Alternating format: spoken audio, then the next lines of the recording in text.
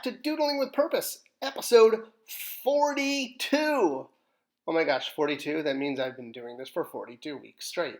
Crazy. I must be lunatic. Actually, I just love sharing knowledge. And what more fun knowledge to share than an ancient language that you can read in a museum? Because, that's a life skill. Actually, it's really fun. And the reason I call this Doodling with Purpose is because everybody doodles all the time. And when you doodle, why not do it with purpose and learn something? All right, I made my spiel. Let's jump forward and review the 3 glyphs that we learned last week. All right, so we started off last week with the or, which is haru, up like that. Then we did the column.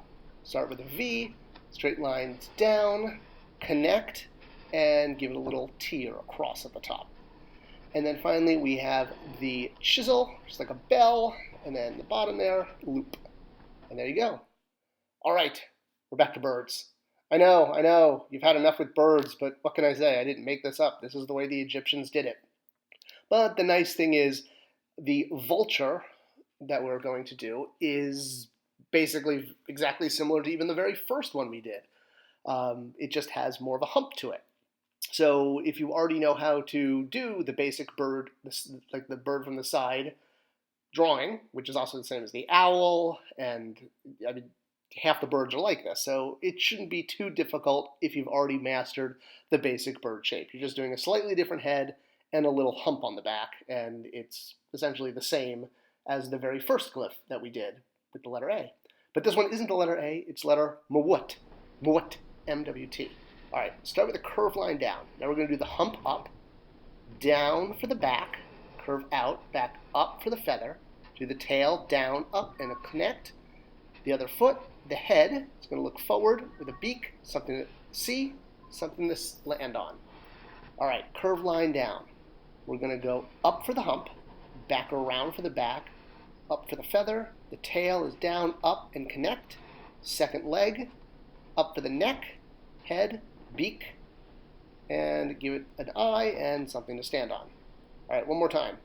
Curved line down, up for the hump, around for the back, up for the feather, tail, connect. Second leg, up for the head, beak, eye, and ground to stand on. And that's your vulture. All right, next up we have the Acadia. And we're not doing the Acadia tree. We are doing the fruit, which is a pod. You've probably seen this. It doesn't just grow in Egypt, but it's basically like that bumpy pod that you see hanging from trees. It grows all over the world. And if you haven't seen it, well, here's what it looks like. It's a pod. It's a bumpy pod, and it hangs down from trees, and it was all over Egypt. It still is all over Egypt. And it's part of their hieroglyphic language because, again, they draw what they see. This is going to be Ndwm, N-W-M, which actually is the word for sweet. So we're going to do 3 lines down, 2 up to connect, and a stem. 3 humps down, 2 humps up, and a stem. One more time. 3 humps down, 2 humps up, and a stem. And that's the Acadia pod. All right, next we have a kind of an exciting one, which is the heart. This is the glyph for the heart and the aorta. And it is Nefer, N-F-R, or N-E-F-E-R if you're going to put vowels in it, but we all know hieroglyphics don't have vowels. You can also obviously spell Nefer with additional letters, the F and the R, and it's an important one because it means good. It's also the first syllable in a very well-known queen of ancient Egypt, Nefertiti, if you've heard of her. Here's her bust, or her head. A bust is a head. A head is a bust statue. Never mind. The point is, this is Nefertiti, and Nefer is the first syllable of her name. All right, really easy. Circle, line up, 2 lines across, and that's your heart and aorta.